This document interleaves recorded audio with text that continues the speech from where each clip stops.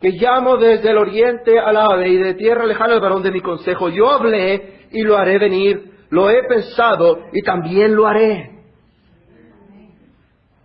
A través de la historia de la humanidad y del mundo, ha habido personas, hombres y mujeres, que han osado tratar de venir a ser reyes absolutos, dictadores, libres completamente de hacer sus deseos, sus caprichos, su voluntad. Ni uno de ellos, ni el más grande conquistador de los tiempos antiguos, ni el más poderoso de los tiempos modernos, se puede ni siquiera llegar a una mera sombra de lo que Dios es. Dios no está limitado. Su voluntad no es limitada. Las Escrituras enseñan en todas partes que Dios es el Ser Supremo, Todopoderoso, Soberano.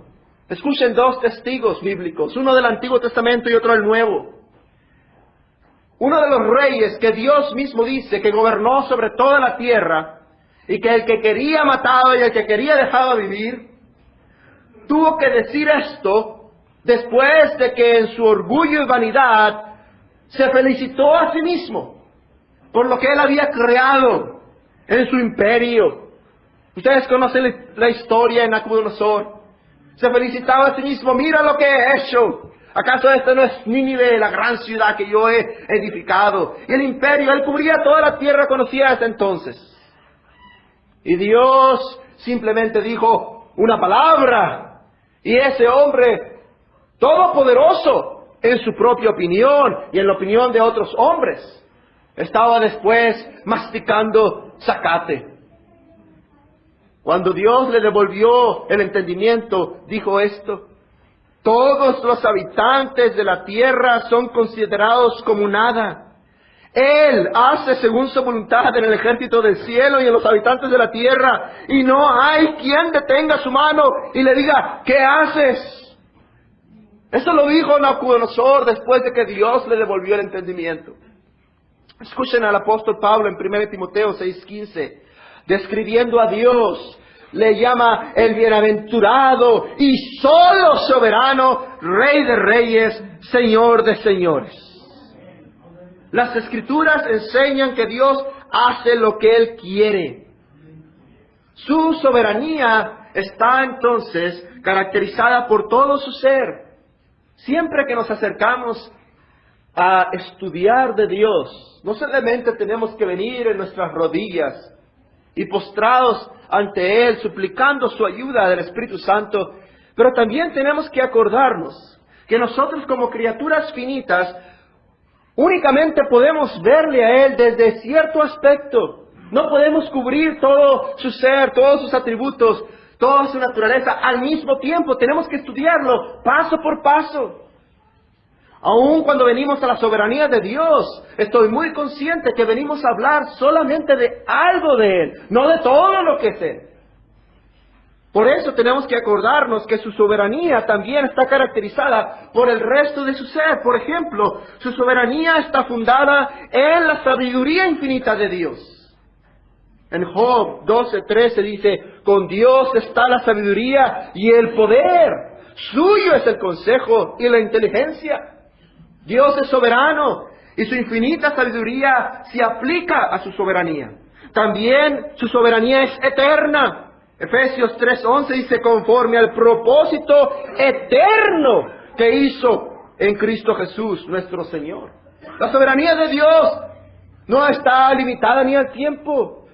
Es un propósito eterno, es un decreto que alcanza la eternidad pasada.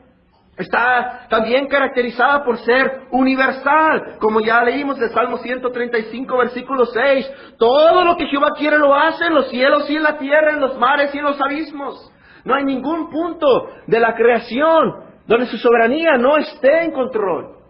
Por lo tanto, aún las buenas obras de los hombres están dentro de la soberana providencia de Dios. En Efesios 2:10 se nos dice, después de enseñarnos que somos salvos por gracia, se nos enseña que fuimos salvos para andar en las buenas obras que Él preparó de antemano. ¿Qué tal de las malas obras de los hombres? También, en Hechos 2:23, el apóstol Pedro pone a los pies de esos judíos y dice: ustedes crucificaron al Rey de Gloria. Ustedes lo traicionaron, ustedes lo dieron a los romanos. ¿Pero por qué? Por lo que Dios ya había dicho. Dios controló aún las malas obras de los hombres. Los supuestos accidentes. En Proverbios 16:33 se nos enseña que la suerte es echar el regazo. Pero es Dios quien dice. Es Dios. No hay suerte. No hay un mero destino ciego bajo el cual no podamos hacer nada y lo que será, será. ¡No! Nada pasa sin que Dios quiera. Él mismo dijo que ni un ave del cielo cae al suelo sin la voluntad del Padre. Los medios, así como los fines, Dios los ha decretado. Si Dios dice que tal persona va a ser salva, Dios va a mandar el evangelio a tal persona para que sea salva. Recuerdo cuando, en mis años de incredulidad, yo osaba estar debatiendo con mi hermano. Y yo pensaba que mi objeción era muy inteligente, irrefutable. Porque él me decía que Dios era todo soberano y era la gracia soberana de Dios la que salvaba y Dios había elegido a su pueblo. Y yo le decía: pero ¿qué tal de aquel hombre primitivo allá corriendo con un taparrabos en medio de la nada en África? ¿Cómo me vas a decir que Dios es soberano sobre ese y si nunca escucha el evangelio? ¿Por qué? Mi hermano simplemente me contestó: si Dios ha elegido a ese hombre primitivo con un taparrabos en medio del África para que sea salvo, Dios va a enviar un misionero a esa persona para que sea salvo. Dios es soberano sobre todas las cosas. Antes de pararme aquí ante ustedes, estaba meditando, pensando 3, 4 años que vine, pensando en cada persona aquí, que ahorita no puedo ni siquiera ver sus rostros por la oscuridad. Y cada uno de nosotros, como dije al principio, está aquí por la soberanía de Dios. Pero si pensamos más detenidamente acerca de eso, si pensamos hacia atrás y vemos lo que tuvo que suceder para que estuviéramos en este punto preciso, sería increíble. Hace un par de meses andaba viajando, visitando iglesias en los Estados Unidos. Y en la mayoría de esas iglesias se me pedía que diera mi testimonio. Y en una de ellas comencé mi historia de esta manera, mi testimonio. Y algunos de ustedes van a pensar que es chistoso, pero yo les dije: para conocer mi historia tenemos que viajar 6 siglos para atrás a una ciudad llamada Wittenberg, en Alemania, y un monje católico clavando un debate teológico a las puertas de la iglesia templo en Wittenberg. Y los hermanos allá sabían de qué estaba hablando.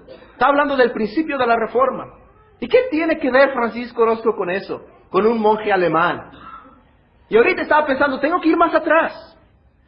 Tengo que ir a unos meses, años antes, cuando ese monje alemán no era monje todavía, y venía de una parranda, y empezó a tronar el cielo y a caer rayos y centellas, y se asustó tanto que hizo un juramento que si le salvaban, él se hacía monje. Y no le partió un rayo y se hizo monje. Podríamos ir más atrás. Ahora, ¿por qué dije eso? Porque cada uno de nosotros, si va para atrás, tiene que ver la soberanía de Dios. Piensen en esto. Es una historia de la vida real. Una jovencita de 15, 16 años, su páncreas deja de funcionar correctamente y le da diabetes juvenil y muere a los pocos meses. Y el hermano mayor de esta jovencita ve a su hermana, a su única hermana, morir así y niega a Dios. Todo lo que él sabía acerca de Dios, lo niega, lo rechaza, se vuelve en amargura contra Dios. ¿Cómo puede ser que un Dios bueno, amoroso, haga esto? Y en su amargura y desilusión va por las calles de la ciudad más grande de nuestro país, México, en el Distrito Federal, va por las calles y va ideando en su mente cómo quitarse la vida, cómo suicidarse. Y va caminando así, pensando, y llega a la conclusión: voy a ir a Veracruz y me voy a subir a un bote, voy a rentar un bote y voy a remar hasta cansarme en el océano, hasta cansarme y tirar todo, y de manera que no pueda ser rescatado y muera allá, en medio de la nada. Ese era su pensamiento. Y va caminando así, todo desahuciado dentro de sí, en su espíritu y en su alma. Y de repente levanta la vista a cierta casa y ve a una jovencita ahí, también de 15, 16 años. Y con esa sola mirada decide: voy a vivir. Ahora, ¿qué tendría que suceder para que dos personas así se conocieran en la ciudad más grande de nuestro país? Y luego ese joven terminara su carrera, le dieran un trabajo en Guerrero, naciera su primogénito en Tecpan, de Galeana, Guerrero, y de su trabajo lo movieran de nuevo a Sinaloa, nacieran 3 hijas en Sinaloa, en Culiacán, Sinaloa, y otra vez de su trabajo lo volvieran a mover y lo pusieran en Hermosillo, Sonora, y lo pusieran en una ciudad y rentaran una casa donde en la misma calle, en la misma cuadra, hay 3 misioneros y cristianos. ¿Se imaginan todo lo que tuvo que suceder? Estoy contando la historia de mi padre. Mi padre era ese joven. Y un hijo de un misionero ahí, en esa calle, se hizo amigo de mi hermano cuando él tenía apenas 9 años. Y lo invitó a una escuelita bíblica de verano y fue salvo. Y luego el resto de mi familia fue salvo. Todo en la providencia de Dios. Hagan lo mismo en su mente, en su corazón ustedes. Y piensen todo lo que tuvo que suceder para que yo estuviera aquí. Y Dios dirigió cada una de esas cosas. Dios pone los medios así como los fines. Dios conoce, según Job 14:5, el tiempo exacto de la muerte de todos los hombres. Su soberanía es inmutable. Números 23:19 dice: Dios no es hombre para que mienta, ni hijo de hombre para que se arrepienta. Él dijo y no hará, habló y no lo ejecutará. Dios es inmutable en su soberanía. Si lo decide Dios, se hace. Su soberanía además es absoluta. Es decir, es incondicional. Las cosas no suceden porque Dios hizo un plan A, pero luego sus criaturas se desviaron un poquito y tuvo que Dios irse a plan B. No, Él hizo un solo plan y todo sigue en marcha perfecta tras su decreto. ¿Qué pues diremos? ¿Que hay injusticia en Dios? En ninguna manera. Pues a Moisés dice: tendré misericordia del que yo tenga misericordia, me compadeceré del que yo me compadezca. Así que no depende del que quiere ni del que corre, sino de Dios quien tiene misericordia. Es lo que dice Pablo en Romanos 9. Esa es la soberanía de Dios a grandes rasgos. Que nuestro Dios reina. Ahora, antes de ir al segundo punto, que son meros enunciados confesionales, que se los voy a leer, piensen conmigo por un instante. Si esto es así, y lo es, entonces nosotros como cristianos tenemos un Padre que es absolutamente soberano, que nada ocurre sin que Dios lo haya decretado, y Él revela en su palabra que fue para nuestro bien. Quizás en el momento o en el presente no lo podamos ver.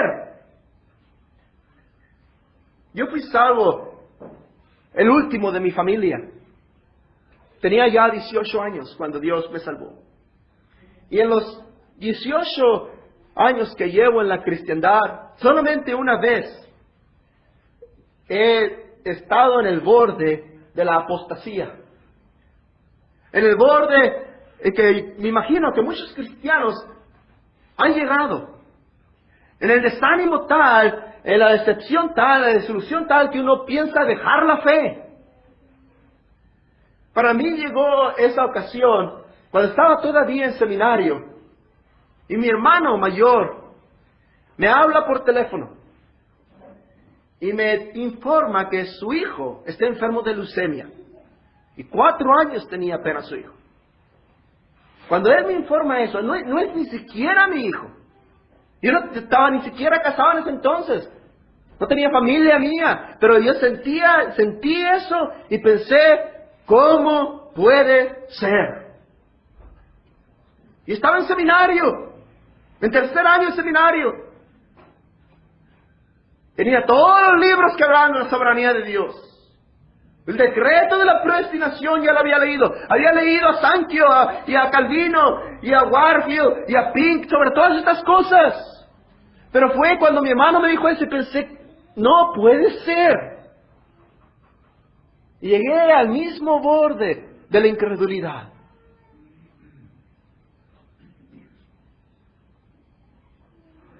Ese niño murió 3 años después.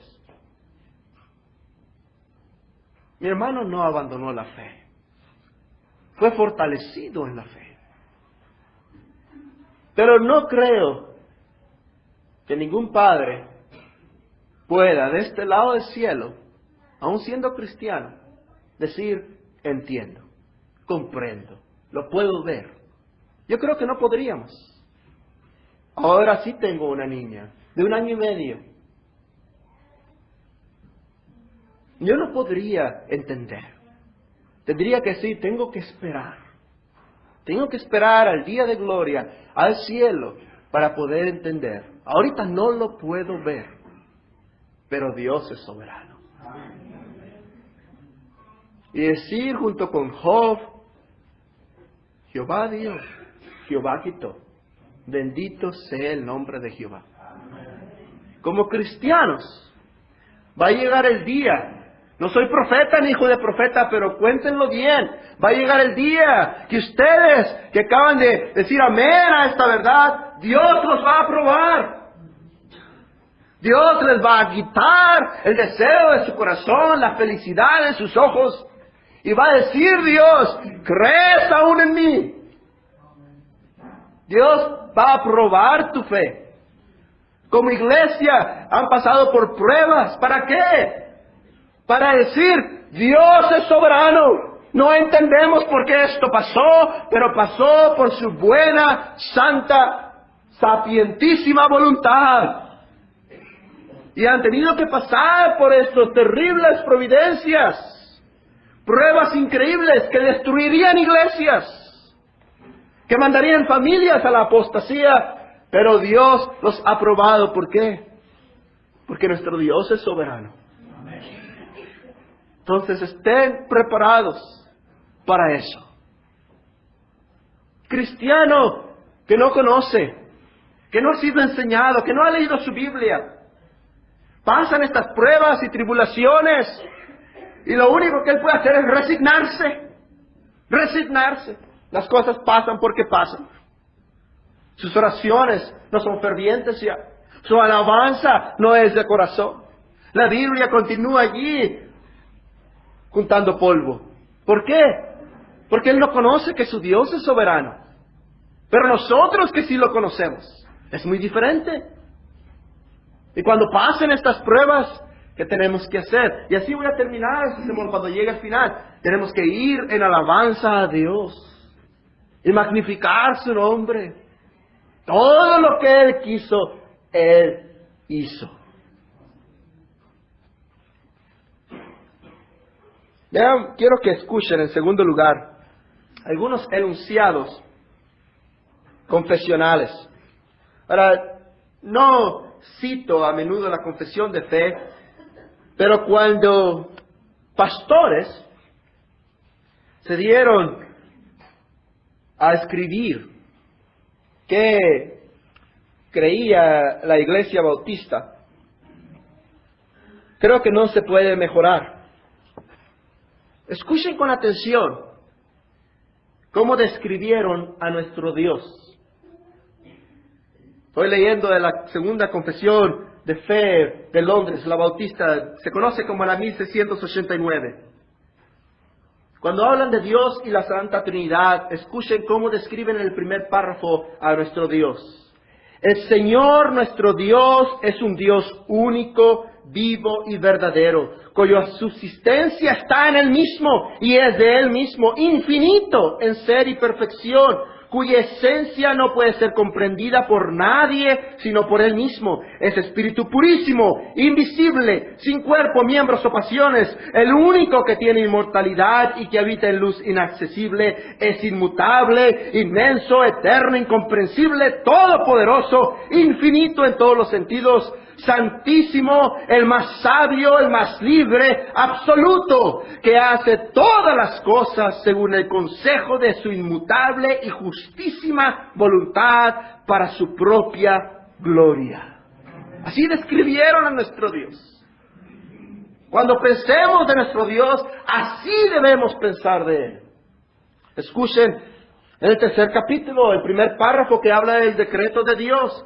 Dios, desde toda la eternidad, por el sapientísimo, significa el más sabio y santísimo consejo de su propia voluntad, ha decretado en sí mismo libre e inalterablemente todas las cosas, todo lo que sucede. Sin embargo, de tal manera que por ello Dios ni es el autor del pecado, ni tiene comunión con nadie en el mismo, ni hace violencia a la voluntad de la criatura, ni le quita libertad o contingencia a las causas secundarias, sino que más bien las establece, en lo cual se manifiesta su sabiduría en disponer todas las cosas, y su poder y fidelidad en efectuar su decreto. Escuchen cuando habla de la providencia de Dios, el capítulo 5. Dios, el buen creador de todo, en su infinito poder y sabiduría, sostiene, dirige, dispone y gobierna a todas las criaturas y cosas, desde la mayor hasta la más pequeña, por su más sabia y santísima providencia, con el fin para el cual fueron criadas, según su presencia infalible, el libre e inmutable consejo de su propia voluntad, para alabanza de la gloria de su sabiduría, poder, justicia, infinita bondad y misericordia. Esos son enunciados teológicos que pastores y teólogos primero de 7 iglesias y luego de más de 100 iglesias se reunieron para decir, vamos a describir y qué creemos, qué creían acerca de Dios, qué creían acerca de su decreto, qué creían acerca de su providencia. Les sugiero, hermanos y hermanas y amigos, que si nuestro pensamiento acerca de Dios no es bíblico, particularmente acerca de esta doctrina y su soberanía, entonces somos idólatras. Idólatras. Y no adoramos al Dios de la Biblia. Eso es lo más triste y peligroso de muchas iglesias, donde la soberanía de Dios es impugnada, pisoteada, burlada, rechazada. Sí, quieren a un Dios con apariencia de Santo Claus que les dé todas las cosas buenas, pero no quieren a un Dios que decrete todo y que sea el supremo de todas las cosas, cuya voluntad sea inalterable, cuyo llamamiento sea eficaz, cuya voluntad no pueda ser jamás menguada ni atacada por ninguna de sus criaturas. Ellos no quieren eso. Y en la mayoría de las iglesias se predica un Dios que no es soberano. ¿Para qué orar a un Dios que no es soberano? ¿Para qué? Si el hombre es soberano, entonces postrémonos ante la criatura. Oremos a esa persona y no al Dios. Si crees que tiene que ser el hombre el que tenga que decidir por Cristo y salvarse a sí mismo, ¿para qué pierdes tiempo pidiéndole a Dios que le salve? Si es el hombre el que se salva. Si el hombre todavía tiene algo de bueno, algo de mérito. Su voluntad fue efectuada en la caída y está bien y puede decidir cuando lo que él quiera. Pero ustedes saben que no es así. Pero se dan cuenta qué tan tremenda práctica es esta doctrina. Seríamos tan idólatras como el tener una estatua o un monumento o algo aquí al cual venirnos y postrarnos y poner nuestras velas y nuestro incienso. Sería igual. Inclusive sería peor decir que tenemos estas cosas y no creer en un Dios soberano. Esa es la práctica de esta doctrina. Si no creemos en un Dios soberano, entonces somos idólatras. En tercer lugar, y es realmente aquí a donde quiero llegar, permítame apuntarles a un pasaje clave. Efesios capítulo 1. Efesios capítulo 1. Efesios capítulo 1, versículos 3 al 14, son un solo párrafo en el original. Ahora, aparentemente, Pablo simplemente llenó sus pulmones de aire y empezó esta carta. Después de haber dado su clásico saludo en los primeros 2 versículos, él comienza diciendo, y yo no lo puedo hacer, yo tengo que parar y agarrar aire. No puedo leerlo en un solo párrafo, pero el versículo 3 comenzó Pablo diciendo, bendito sea el Dios y Padre de nuestro Señor Jesucristo, que nos bendijo con toda bendición espiritual en los lugares celestiales en Cristo, según nos escogió en Él antes de la fundación del mundo, para que fuésemos santos y sin mancha delante de Él, en amor, habiéndonos predestinado para ser adoptados hijos suyos por medio de Jesucristo, según su puro afecto de su voluntad, para alabanza de la gloria de su gracia, con la cual nos hizo aceptos en el amado, en quien tenemos redención por su sangre, el perdón de pecados según las riquezas de su gracia, que hizo sobreabundar para con nosotros en toda sabiduría e inteligencia, dándonos a conocer el misterio de su voluntad, según su beneplácito, el cual se había propuesto en sí mismo, de reunir todas las cosas en Cristo en la dispensación del cumplimiento de los tiempos, así las que están en los cielos como las que están en la tierra. En Él asimismo tuvimos herencia, habiendo sido predestinados conforme al propósito del que hace todas las cosas según el designio de su voluntad, a fin de que seamos para alabanza de su gloria, nosotros los que primeramente esperábamos en Cristo. En Él también vosotros, habiendo oído la palabra de verdad, del evangelio de vuestra salvación, y habiendo creído en Él, fuisteis sellados con el Espíritu Santo de la promesa, que es las arras de nuestra herencia, hasta la redención de la posesión adquirida para alabanza de su gloria. Y es un solo párrafo. Y es el más lleno y completo, pienso yo, de toda esta carta. Como la mayoría, o si no todos aquí sabrán, este párrafo que les acabo de leer está en la primera parte de la carta. Los primeros 3 capítulos, con tremenda doctrina. Doctrina del más alto calibre. Y luego los últimos 3 capítulos, práctica. Ahora no quiere decir que en la primera parte no haya cosas prácticas o en la segunda parte no haya cosas doctrinales, pero me entienden, ciertos énfasis que el apóstol usa en sus cartas. En este párrafo, Pablo comienza esa sección doctrinal y él explica en primer lugar sobre la salvación. Y se va hasta la eternidad pasada, al decreto, al designio, al plan de la voluntad divina, para hablar de la predestinación, para hablar de la elección. Y luego después desciende al acto mismo de salvación, donde Dios da la fe y salva por gracia. Y luego continúa hablando acerca de los beneficios que toda persona salva tiene al venir a ser parte de la iglesia. Y termina esta sección con las palabras del capítulo 3, versículos 20 y 21. Y aquel que es poderoso para hacer todas las cosas, mucho más abundantemente de lo que pedimos o entendemos, según el poder que actúa en nosotros, a Él sea gloria en la iglesia, en Cristo Jesús, por todas las edades, por los siglos de los siglos. Amén. Así termina esta sección doctrinal. Pero el párrafo que quiero que nos concentremos es ese primero, en versículos 3 al 14. Ahora, al leer este párrafo, en estos 12 versículos, debe ser evidente que el centro, el fundamento, el eje donde gira todo lo que Pablo dice es Cristo.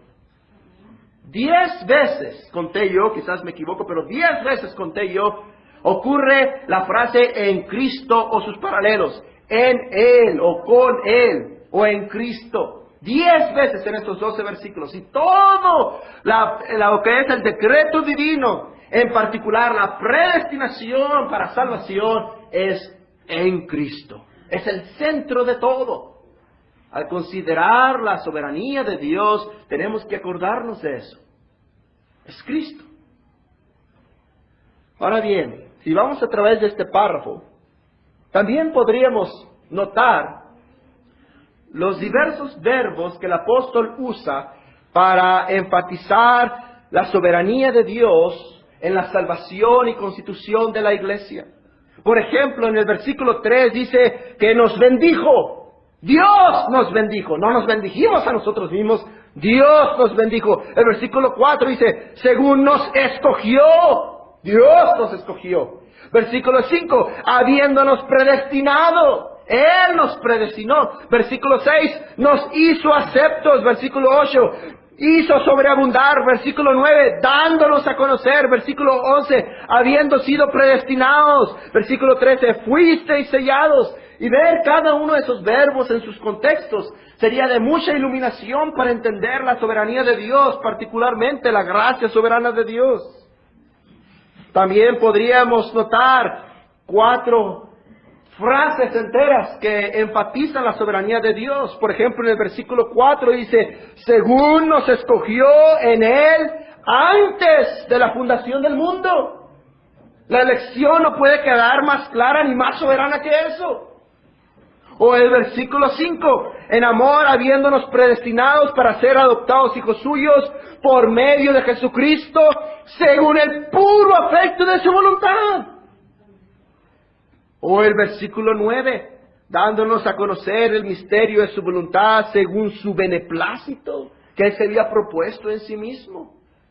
O el versículo 11 y 12, en Él asimismo tuvimos herencia, habiendo sido predestinados conforme al propósito del que hace todas las cosas según el designio de su voluntad, a fin de que fuéramos o seamos para alabanza de su gloria. Ahora, frases más claras no pueden estar escritas acerca de la soberanía de Dios, en particular acerca de la soberanía de Dios en la salvación. He escogido esas últimas frases que les leí, en versículos 11 y 12. En particular he escogido 2 frases allí, adentro de esos 2 versículos. La primera frase es esta: conforme al propósito del que hace todas las cosas según el designio de su voluntad. Ahora, ¿qué fue hecho conforme al que hace todas las cosas según el designio de su voluntad? Conforme al propósito del que hace todas las cosas según el designio de su voluntad. ¿Qué fue hecho? El versículo dice que fuimos predestinados. Fuimos predestinados conforme al propósito del que hace todas las cosas según el designio de su voluntad. De manera que predestinación es de acuerdo al propósito divino. Es decir, el propósito o decreto divino es la causa o razón de la predestinación. La mayoría de los que no entienden las doctrinas de gracia repiten una caricatura que se ha dicho, una infamia que se ha dicho acerca de estas doctrinas, y describen que nosotros creemos que Dios se asoma por la ventana del tiempo y ve a quienes van a creer. Y dice, que creyó, a ese elijo yo.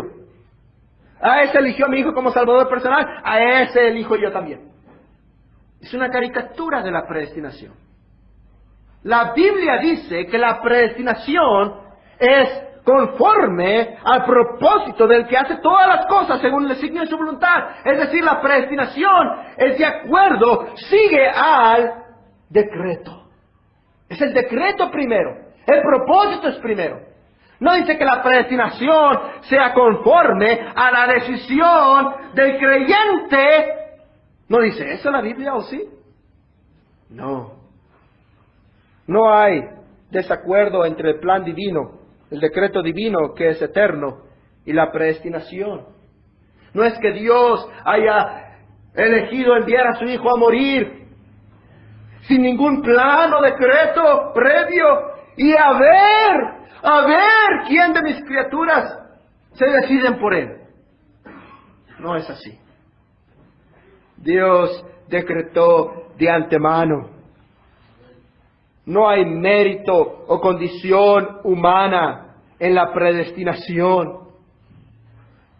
Fuimos y somos completamente ajenos a esto. Dios no se asomó a la ventana del tiempo y vio quién iba a creer y entonces forjó su plan. No, Dios tuvo e hizo un propósito. Esta palabra traducida propósito por nuestras Biblias, así es traducida por todas las versiones de la Reina Valera y también de la Biblia de las Américas. Solamente por la Nueva Versión Internacional es traducida plan. Es una palabra que también significa decreto. Y pienso yo que es una mejor traducción.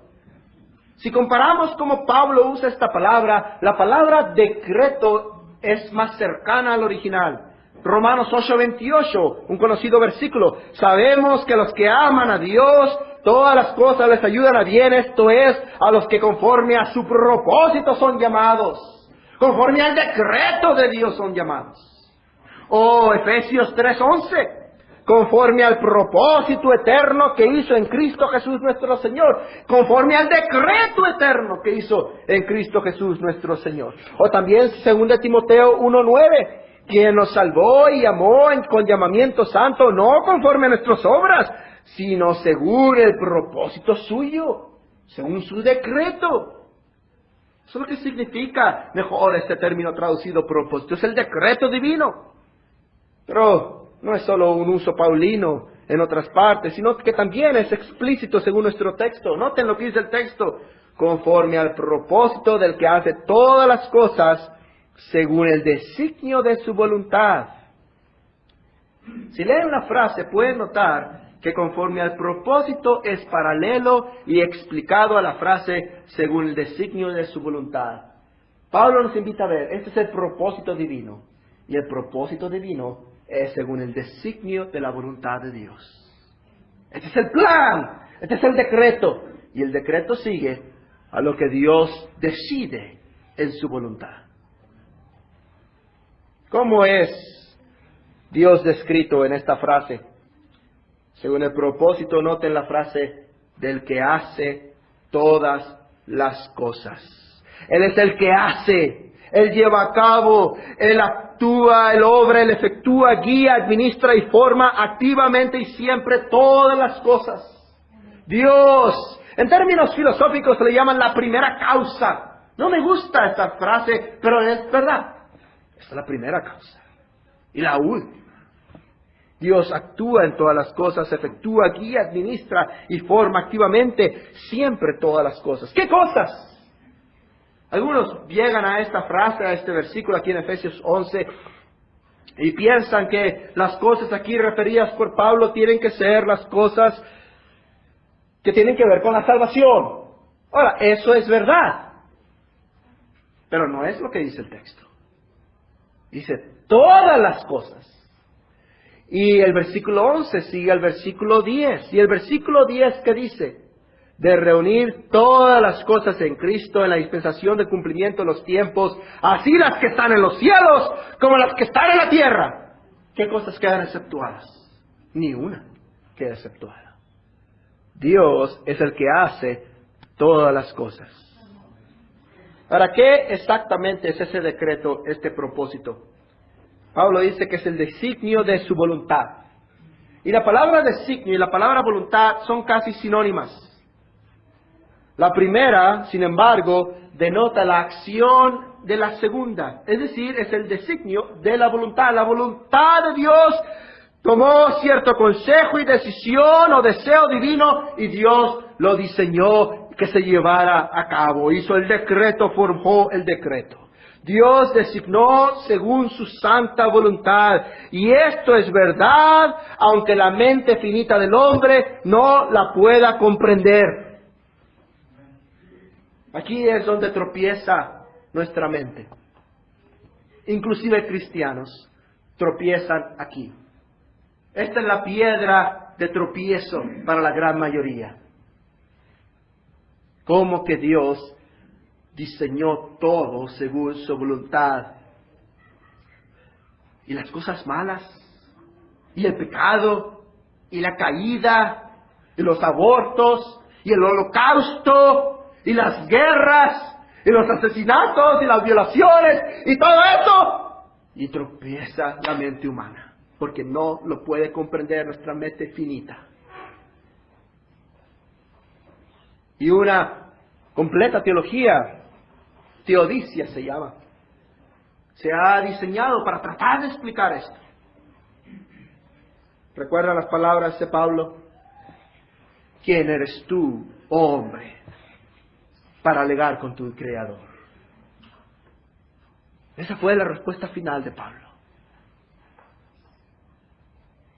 Este consejo designio, según el autor de los Hebreos, es inmutable. En Hebreos 6:17 lo llama la inmutabilidad de su consejo. Y Juan, en Apocalipsis 4:11, dice que las criaturas daban honor y gloria de esta manera: Señor, digno eres de recibir la gloria, la honra y el poder, porque tú creaste todas las cosas y por tu voluntad existen y fueron creadas. Hermanos, no estoy aquí para explicarles el gran debate sobre la existencia del pecado y la voluntad de un Dios bueno, sabio, justo y santo. En las conferencias de mañana, me imagino, y luego en el resumen del domingo, dudas más que respuestas serán plantadas. ¿Por qué? Porque en la mayoría de nosotros todavía queda esto de ¿qué de la voluntad del hombre? ¿Hace Dios violencia a la voluntad del hombre? ¿Se vuelve una especie de robot? Y queda esta aparente tensión en nuestro entendimiento, ya sea sobre la existencia misma del pecado, o ya sea sobre la responsabilidad humana y el llamamiento eficaz, y por lo tanto la condenación a todos a los cuales el Evangelio viene, y el hombre rechaza el Evangelio, porque lo va a rechazar a menos que Dios actúe. Y está esa tensión increíble en nuestra mente y no la podemos comprender. La Biblia enseña ambos. La Biblia enseña ambos. No fue sorpresa para Dios que la serpiente tentara a Eva y la engañara. No fue sorpresa para Dios que Adán extendió su mano y tomó del fruto prohibido y comió de él. No fue sorpresa, Dios no tuvo que llamar a un comité rápido y hacer un plan B. No. Cristo es el Cordero inmolado desde antes de la fundación del mundo. Todo estaba planeado por Dios, ocurrió en el preciso instante, el microsegundo que Dios dijo. No fue sorpresa para Dios, hijo, que Judas lo traicionara. Tú amigo, me traicionas con un beso. No fue sorpresa. Él ya sabía, yo vengo a esto. Pero ay del hombre por el cual sucede esto. Él podía haber llamado a una legión de ángeles, pero voluntariamente fue a la cruz.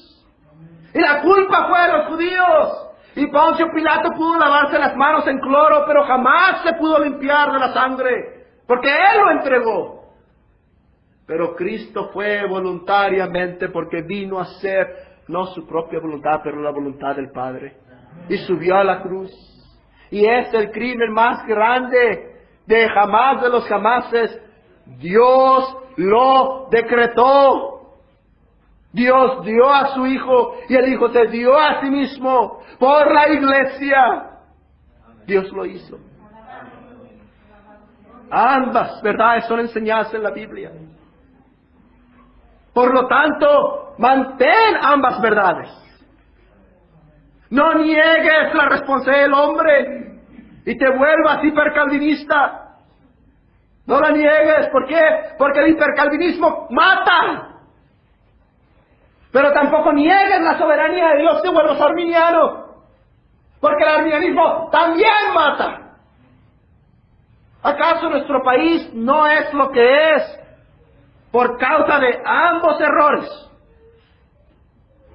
¿Cómo es el evangelio y el evangelismo en nuestro país? El evangelismo y el evangelio de nuestro país es un evangelio diluido. Un evangelismo humanista, antropocéntrico, centrado en el hombre. ¿Y qué pasa? ¿Son fuertes y santas nuestras iglesias? No, son gigantescas. Y brincan a más no poder, y gritan y ladran y todo lo que tú quieras. Pero ¿dónde está el poder del evangelio? ¿Dónde está el poder del evangelio? No está. Y sobre las puertas de la mayoría de iglesias evangélicas de nuestro país está el nombre Icabod. Dios se fue. No más gloria. Pero también tenemos este puñado por ahí. Dios es soberano, y si Dios va a salvar, Dios va a salvar, y no tenemos que hacer nada. Y seguimos en nuestro trabajo, y seguimos yendo a la iglesia, pero nunca abrimos nuestra boca. Nunca invitamos a nuestros parientes. Nunca invitamos a nuestros vecinos. Nunca le decimos a que trabaja junto con nosotros: Cristo tiene esto que decir. Cristo vino al mundo por pecadores. ¿Por qué? No, Dios es soberano, Dios eligió. Sí, pero Dios nos mandó y nos encomendó la predicación del evangelio. Dios decretó el medio también. Entonces tenemos que ir por el camino estrecho de la verdad y no caer en ninguno de los dos errores. Lo curioso es que el momento en que tratamos de resolver esta tensión en nuestra mente acerca de la responsabilidad humana y la soberanía de Dios, o acerca de la existencia del pecado y que Dios es soberano inclusive sobre el pecado y Dios lo decretó y no es el autor de él, el momento en que tratamos de resolver eso, caemos en uno de los dos errores. ¿Por qué? Porque Dios es Dios y nosotros somos meras criaturas. Dios no condescendió en revelarnos la solución. Dios dijo: esta es mi palabra, esto es lo que enseño, esta es la verdad. Eres responsable. Tienes que arrepentirte, tienes que creer. Y Dios dice: yo concedo el arrepentimiento y yo concedo la fe. La segunda frase que quiero que noten ahí en Efesios 1:12 es la frase que dice de esta manera: a fin de que seamos para alabanza de su gloria. Y más brevemente, gracias por su paciencia, hermanos.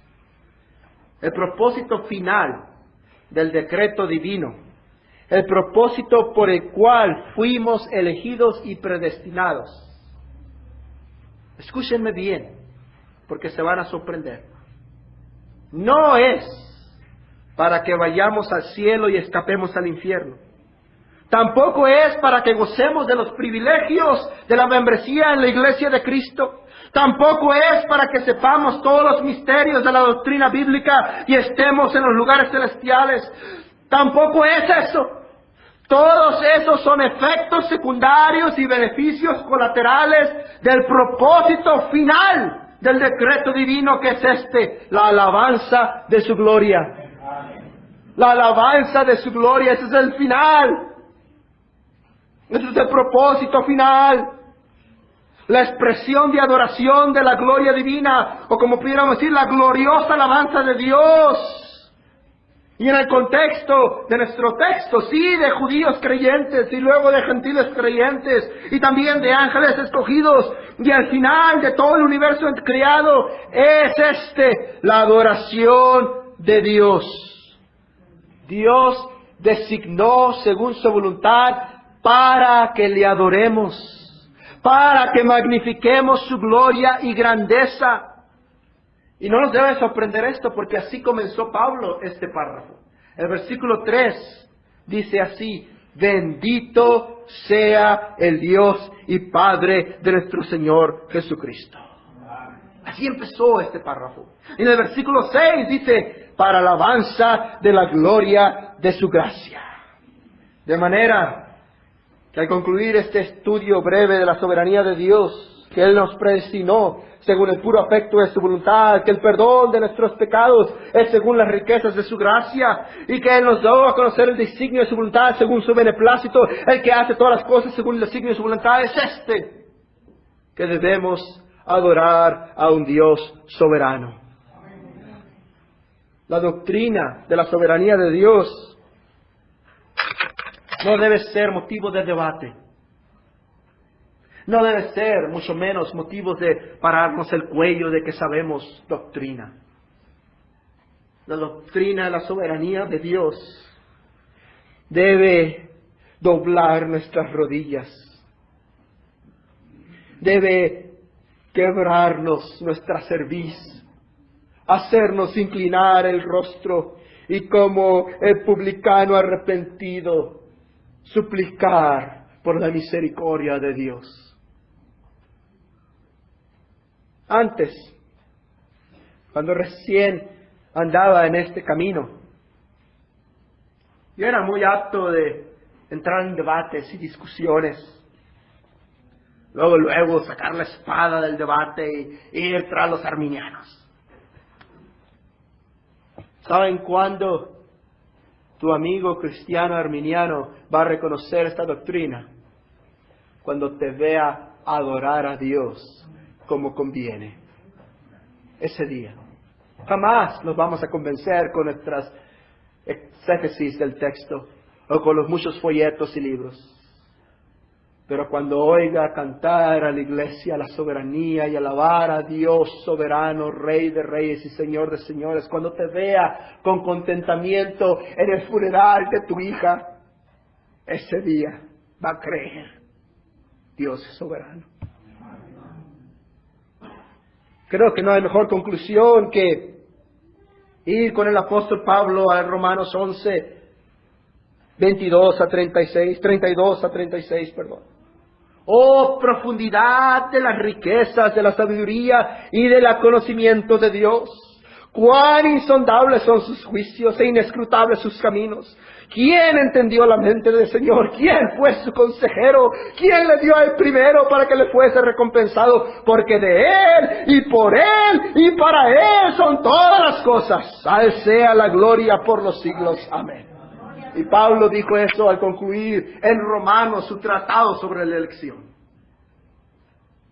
Pero quiero bajar aquí a la tierra y por lo menos cerrar con estas conclusiones prácticas. La soberanía de Dios es la fuente, base y fundamento de nuestro consuelo cristiano. En todas las pruebas y tribulaciones debemos tener la certidumbre que el que comenzó la buena obra en nosotros la llevará hasta el final. Dios nos salvó, Dios nos salvará. Todas las cosas que suceden son para nuestro bien, para los que amamos a Dios, para los que somos llamados según su propósito.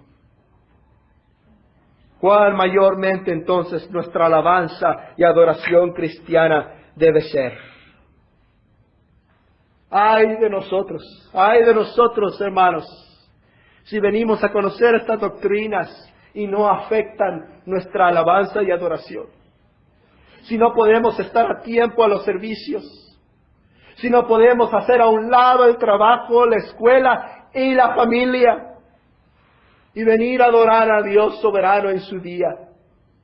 Ay de nosotros si nuestras Biblias juntan polvo y no sabemos los 5 puntos de Calvino.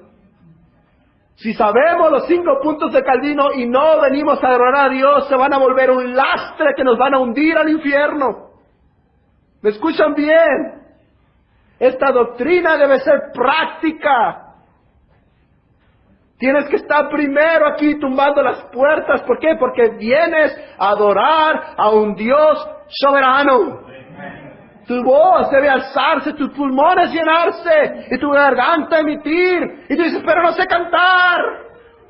Únete a la voz de los ángeles que alrededor del trono proclaman la soberanía de Dios. De la misma manera, la soberanía de Dios nos da razón para orar a Él. Y aquí está otro aparente conflicto. Dios decretó todo y nos manda orar, pedir. Y nos dice, no tienes porque no pides. ¿Pero cómo? Pero si lo decretaste ya de antemano. ¿Para qué oro si ya está decretado? Porque Dios decretó que orases.